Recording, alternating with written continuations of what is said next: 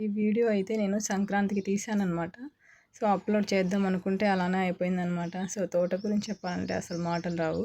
అంత బావుంటుందనమాట. తోటలోకెళ్ళామంటే చాలా ప్రశాంతంగా, పీస్‌ఫుల్‌గా అసలు స్వచ్ఛమైన గాలనమాట. చాలా బావుంటది. ఆ చెట్లను చూస్తా ఉండిపోదాం అనిపిస్తుందనమాట.